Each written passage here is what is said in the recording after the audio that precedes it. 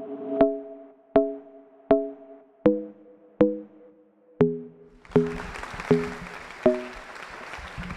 pessoal. Bom, prazer estar aqui. Obrigado pelo convite. Como o Léo falou, estou sendo apresentado aqui como Caio do Profissão Repórter, mas tenho uma atividade também como documentarista e vou tentar falar um pouco de documentário do Profissão Repórter e do impacto, que é a minha área, do impacto no audiovisual, né? Como a gente pode usar as ferramentas do audiovisual para a construção de peças de impacto, um pouco as coisas que a gente tem feito.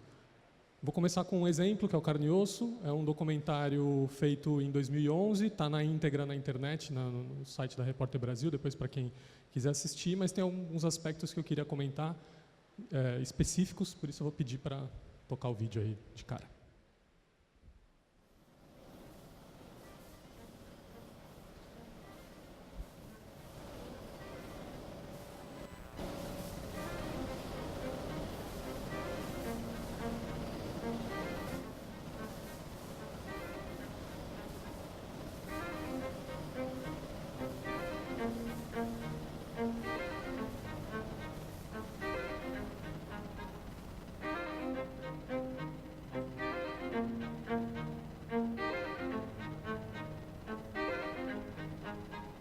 Imagina 8 horas numa mesa, né, direto, fazendo só aquele movimento ali, né, aquele mexendo com os braços, coisa assim.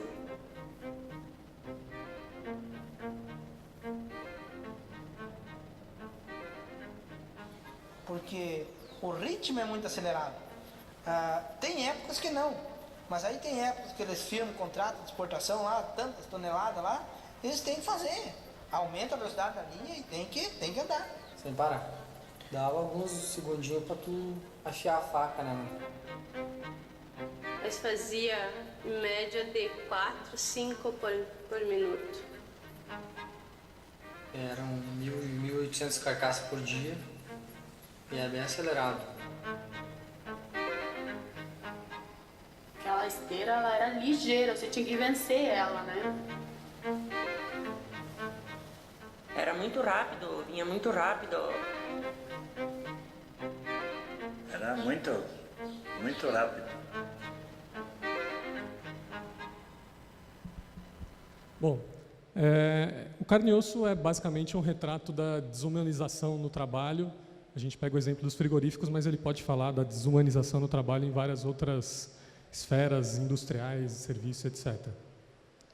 A gente tinha um desafio básico e imediato diante da informação que nos chegava, que era a grande quantidade de processos trabalhistas lotando certas varas do interior do Brasil relacionados à saúde desses trabalhadores e ao afastamento.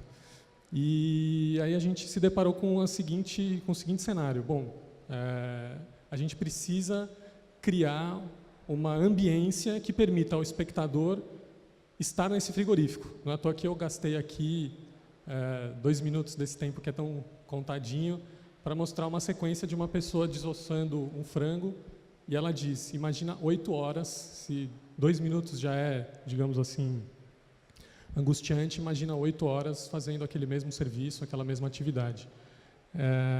Então, quando a gente pensa no audiovisual, né, e nessa nossa tendência como jornalistas de ir sempre para a próxima página do Google, sempre entrevistar a próxima pessoa e nos abastecer da maior quantidade de informação possível,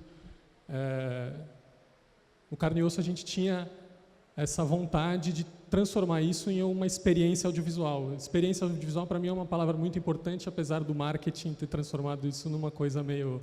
né, quando você fala de produtos, toda palestra assim, do pessoal fala de experiência e tal, mas, para mim, isso é uma experiência audiovisual. Você tem que colocar o seu espectador em um determinado ambiente para que ele entenda, né? Não é só você dizer que aquele ambiente é insalubre, é penoso, que aquele trabalho é sacrificante, né?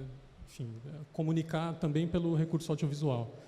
E quando a gente fala de experiência para o espectador, é claro que um documentário, se você for comparar com uma reportagem que vai na televisão, etc., eu costumo pensar o documentário mais ou menos como um livro, né? Um jornalista do impresso que escreveu uma matéria, ele vai ter um alcance muitas vezes maior do que se ele escrever um livro, né? Mas o livro é algo que fica, que é perene, que pode ser passado, né, de pessoa para pessoa. Não tem talvez essa síndrome do embrulho de peixe que nos acompanha como jornalistas, né, de no dia seguinte nosso trabalho de alguma maneira já foi esquecido. Então, o documentário, eu costumo pensar o documentário da mesma forma, assim, né? Um menor alcance, mas um impacto maior. Um bom livro, um bom documentário, ao final dele você precisa ter se transformado, né? Você como espectador, você precisa ter passado por alguma experiência no livro, no documentário, que te faça diferente ao final. E aí, quando a gente pensa nesse tipo de experiência, né, que o documentário pode trazer, a gente pensa também na distribuição dele. Quais são os lugares, né, quais são os públicos específicos que podem ser atingidos por essa peça audiovisual para que ele cause transformação. Então, no caso do Carne e Osso, a gente levou para congressos de medicina do trabalho, a gente levou para os sindicatos, por exemplo, de trabalhadores de frigoríficos que não tinham eleição há anos, então eram, enfim, todos cooptados pelas empresas. A gente levou para fóruns de discussão dos mais diversos. A gente levou para o Congresso Nacional e ajudou numa mudança de regulamentação da lei, da regulamentação do trabalho em frigoríficos, a questão das pausas, a questão da ergonomia no trabalho. E a gente levou para tribunais do trabalho também, né? A gente entende que isso eu ouvi de desembargadores falando, pô, a gente julga processos frios e tal, que é uma obviedade, né? E a gente não imagina as pessoas que estão por trás desses processos e tal. De certa maneira é até assustador um juiz não imaginar que existe uma pessoa atrás daquele processo, mas o documentário acabou também estimulando essas pessoas a refletirem um pouco sobre o ambiente que elas já conheciam, mas talvez não tivessem sido deparadas dessa forma, com essa ambiência que o audiovisual pode trazer. Bom, profissão repórter. Basicamente, a gente tem no Profissão Repórter um compromisso parecido, né, com uma diferença de escala e propósito e independência e tudo isso, mas de trazer uma ambiência e uma prevalência da ação audiovisual nos temas que a gente retrata. Um olhar particular calcado principalmente na ação. Uma crítica possível, comum que se faz ao programa é a falta de discussão própria de contexto, né, dos temas que a gente trata. Uma crítica que a gente absorve, mas o próprio Caco costuma dizer que, revolvendo a terra e garimpando na realidade situações novas, a gente pode estar estimulando e alimentando outros debates, e esse é o nicho que o programa escolheu para atuar. Então, eu escolhi 2 sequências, também para falar um pouquinho do impacto do programa, e eu vou pedir para tocar agora o segundo vídeo. Piauí é o estado brasileiro com o maior índice de mortes no trânsito envolvendo motos. O principal hospital de emergência da capital tem metade dos leitos ocupados por vítimas de acidentes de moto. Foi acidente? De quê? De moto. Foi moto também? Gilberto é o diretor do hospital de urgência. Foi trauma? Foi de quê, meu bem? Foi moto. Tu também caiu de moto, mulher? É a maioria do que tu vê, meu irmão, é moto desse jeito, viu? Tu também caiu de moto, Cristão? E cadê o capacete? Outro caso de moto, Dani. Outro caso. Mas é o motivo de superlotação do hospital, é acidente de moto. Tenho dúvida. É acidente de moto, traumatismo craniano. Moto também é esse aí? Também. Por motocicleta é quase 95% dos traumatismos cranianos é causado por motocicleta aqui no HUT. Eu olhei pra mim mesmo e pensei, tô precisando de ajuda, porque não é normal eu não amar minha filha. Aí você recorreu à internet? A internet, porque é uma coisa mais fácil, porque se você não quiser contar pra ninguém, você não conta. É como se a gente tivesse que colocar uma máscara todo dia pra sair de casa. E o engraçado é que eu sempre gostei de criança, sempre amei criança. Eu tenho paciência com todas as crianças, mas também eu não tenho. Mas eu tenho que, querendo ou não, ter que dar um futuro pra ela. E é uma coisa que é meio assustadora para mim, porque eu nunca pensei no futuro para mim, agora eu tenho que pensar no futuro de uma outra pessoa. Os médicos que atendiam durante o dia já estavam indo tantas vezes que o médico olhava tipo assim, é aquela moça do pós-parto, aí fechava a cortininha e me deixava lá dentro. Silvana foi várias vezes ao pronto-socorro até ser internada numa clínica psiquiátrica. E eu tava gritando de dor, uma médica entrou na sala de noite porque ela sabia que eu tava com problema pós-parto. E ela veio na minha cara e falou assim, olha, você para de gritar, porque aqui tem gente doente de verdade. Eu tinha força para reclamar. Essa é alguma dúvida? Bom, são dois exemplos. Um é um programa que a gente fez de acidentes de moto e outro sobre depressão pós-parto.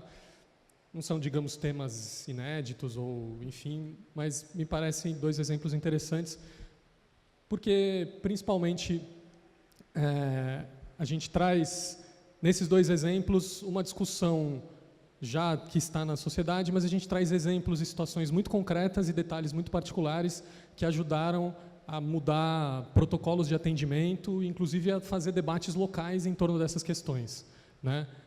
No caso da depressão pós-parto, a gente encontrou diretores de hospitais que nos relataram isso, né, de levar o programa para os seus ambientes de trabalho e tentar mudar, transformar um pouco a discussão em torno do atendimento dessas mulheres.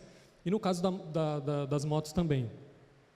Daí que eu falo a importância da distribuição, mesmo num programa de rede, que chega a muita gente, da distribuição, digamos assim, offline, eventos como que a gente está fazendo aqui, para que isso se torne discussão mesmo. Bom, existe toda uma história do profissão, pela história do Caco, sobre violência, né, violência urbana, mas, enfim, eu vou deixar para o pessoal da Ponte comentar um pouco mais isso, a gente discute ao final.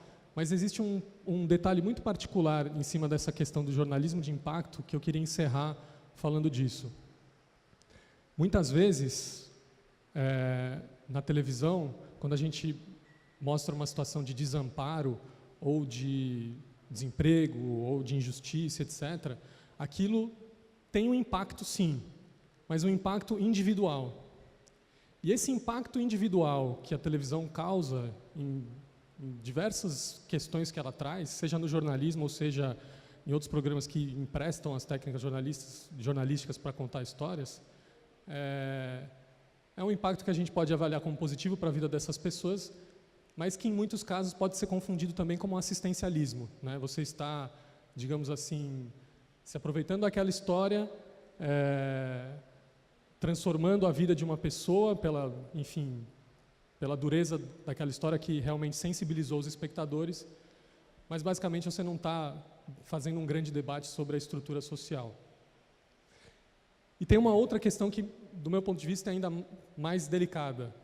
É quando o jornalismo, incapaz de às vezes admitir a sua própria impotência, acaba transformando os seus furos ou as suas, digamos, reportagens exclusivas numa espécie de campanha do próprio veículo, né? Na medida em que a gente quer transformar, quer ter impacto, o nosso veículo é um veículo importante e fez uma reportagem importante, então nós insistimos até o fim naquela determinada situação, nas suítes daquela reportagem, para realçar, digamos assim, a nossa importância como jornalistas e o nosso poder como jornalistas de transformar aquela realidade. Eu, sinceramente, não tenho respostas para esse dilema que acho que o jornalismo vive, de ser cada vez mais questionado, ter cada vez mais a sua credibilidade questionada e, ao mesmo tempo, de ser cada vez mais necessário para a transformação da sociedade. Mas será que é o jornalismo empunhando bandeiras e campanhas? A gente sabe que algumas campanhas do jornalismo podem ser muito perigosas para a sociedade.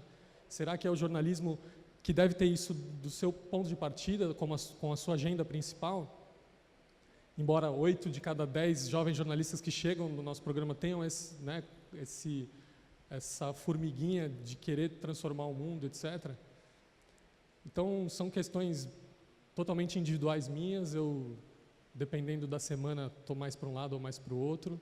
E coloco aqui para vocês também esse dilema para que a gente pense junto. Obrigado.